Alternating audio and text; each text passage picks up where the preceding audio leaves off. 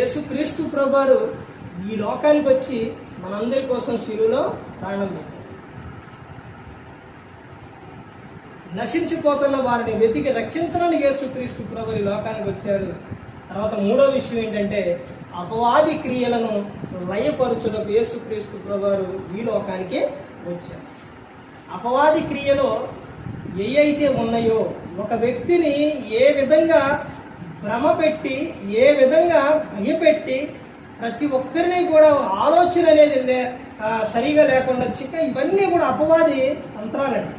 వాటన్నిటి నుంచి విడిపించడానికి యేసుక్రీస్తు ప్రభువు ఈ లోకానికి వచ్చారు. ఇదిగో నేను మీకు ఏం కలుగు చేస్తానని చెబుతున్నారంటే విశ్రాంతిని కలుగు చేస్తా, మీకు మనశ్శాంతిని ఇస్తా, మీకు ఆనందాన్ని ఇస్తా, సంతోషాన్ని ఇస్తా. అయితే మీరు చేయవలసిన విషయం ఏంటంటే మీలో ఏ తప్పు అయితే ఉందో ఆ తప్పుని మీరేం చేయాలి? ఒప్పుకోవాలి.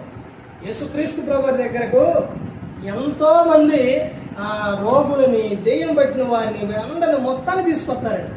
తీసుకొచ్చినప్పుడు యేసుక్రీస్తు ప్రభువు అడుగుతున్న సమాధానం ఏంటో తెలుసండి, చెబుతున్న విషయం ఏంటంటే తెలుసండి. ప్రతి ఒక్కరిని కూడా ఒక వ్యక్తిని యేసుక్రీస్తు ప్రభువు దగ్గరకు తీసుకొచ్చినప్పుడు కళ్ళు లేని వారిని కానీ, గుడ్డి వారిని కానీ, కుంటి వారిని కానీ, పక్షవాయువుతో ఉన్నవారిని కానీ ఎవరినైనా యేసుక్రీస్తు ప్రభువు అడుగుతున్న విషయం ఏంటంటే నువ్వు దేవుని పట్ల విశ్వాసం కలిగి ఉన్నావా? రెండోది ఏంటంటే నువ్వు నమ్ముచున్నావా? మూడోది ఏంటంటే నీ పాపములు క్షమింపబడి ఉన్నవి. మనిషికి పోవాల్సింది పాపమా రోగం అని అంటే పాపం పోతే రోగం పోయింది, రోగం పోయింది. అలాంటి విషయాలు, అలాంటి అద్భుతాలు నా జీవితంలో ఎన్నో జరిగినాయి. ఒక భయంకరమైన ఎవరికీ రాని ఒక వ్యాధి, అది వచ్చినప్పుడు ఏం జరిగింది అని అంటే అది వచ్చిన వారు బాగా కోపంగా ఉంటారు. తర్వాత ఈ జుట్టు రాలిపోవటం, తర్వాత ఇలాంటి లక్షణాలు ఇవన్నీ కూడా ఉంటారు. ఇది 100లో ఒకరికి వచ్చింది అని డాక్టర్లు చెప్పారు. చెప్పినప్పుడు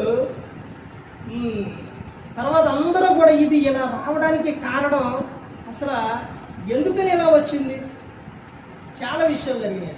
అది వచ్చిన తర్వాత చేతులు, కాళ్ళు చచ్చుపడిపోవటం, తర్వాత ఎన్నుకోస అలా విడిపోవటం, తర్వాత నడవలేని పరిస్థితి. ఇలా నుంచుంటే వెంటనే అలా నుంచోవడం, పడిపోయేది కూడా తెలిసేది కాదు, అలా పడిపోవటం.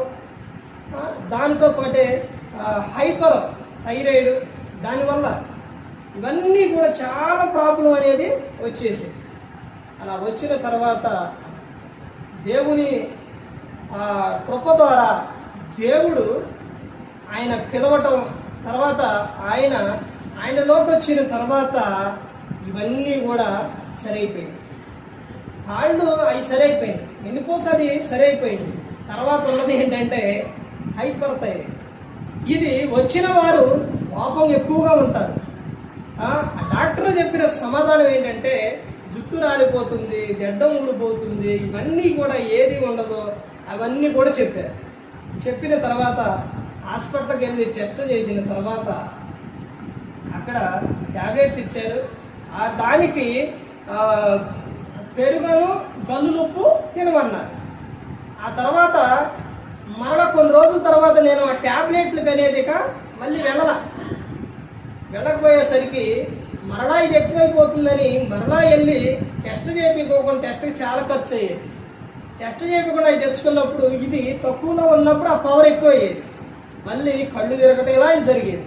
అసలు ఇది అంత వద్దులే ఎందుకులని మొత్తం ఆపేసిన తర్వాత ఆ తర్వాత అప్పుడే స్టార్టింగ్ నేను దేవునిలోనికి క్రీస్తులోనికి వచ్చిన తర్వాత ఒకసారి టెస్ట్ చేపిద్దామని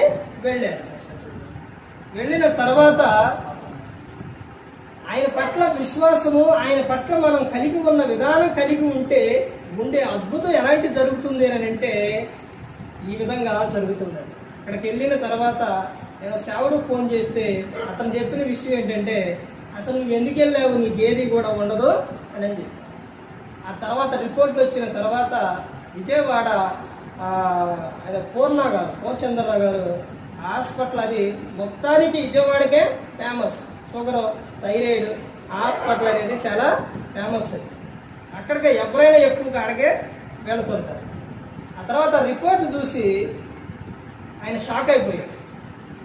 ఎందులోని ఏమీ కూడా లేదు, ఏమీ లేదు, మొత్తం పోయింది, ఏమీ లేదు. ఆయన చూసేసి ఇలా ఇలా కొట్టేసి నో మెడిసిన్ అని ఇచ్చేసి నర్సును పిలిచి వాళ్ళని పిలిచి ఇతను ఈ రిపోర్ట్కి తీసుకెళ్ళి క్రమంలో పెట్టి వచ్చి పంపించేయండి అని చెబుతూ ఆయన లేచి ఇలా దండం పెట్టాడు.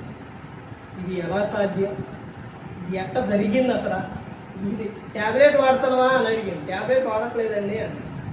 ట్యాబ్లెట్లు వాడట్లేదు, అసలు ఇది ఎవరు పోదు, ఇది ఎలా పోయింది అని అతను అన్నది. అప్పుడు దగ్గరికి వెళ్ళి అంతా దేవుని, మా వల్ల ఏం కాదు, అంతా దేవుడు చేసింది కార్యం. అలాంటి అద్భుతాలు, అలాంటి జీవితంలో చాలా దేవుడు యేసుక్రీస్తు గారు చాలా చేశారు. అయితే మనం కలిగి ఉన్న ప్రతి ఒక్కటి ఏంటంటే, ఎలాంటి సమస్య అయినా ఏదైనా కానీ ఆయన చెప్తున్న విషయం ఏంటంటే, ఇర్మియా 33:3 ఇదిగో నాకు మొరపెట్టుము, నేను నీకు ఉత్తరం ఇస్తాను, నీకు తెలియని సంగతులు, గూఢమైన సంగతులు నీకు తెలియపరుస్తానని చెప్పారు.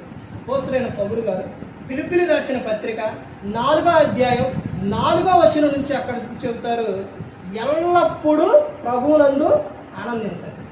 మీరు అసలు ఏ విషయంలో బాధపడవు, ఎటువంటి సమస్య ఏదున్నా కానీ ప్రతి ఒక్కటి కూడా ఆయనకు తెలియపరచండి. ఎవరో కూడా నశించి నరకానికి వెళ్ళిపోకూడదు. యేసుక్రీస్తు ప్రభువు ఈ లోకానికి వచ్చి మనందరి కోసం శిలువలో ఆయన మరణించారు, ప్రాణం పెట్టారు. ప్రతి ఒక్కరు కూడా దేవుని యందు భయభక్తులు కలిగి పరిశుద్ధాత్మ మాట ఏంటి హృదయ శుద్ధిని కాపాడుకుంటూ క్రీస్తుని పోలి నడుచుకున్న ఈ లోకం ఇచ్చిన పరలోకానికి చేరుతారు.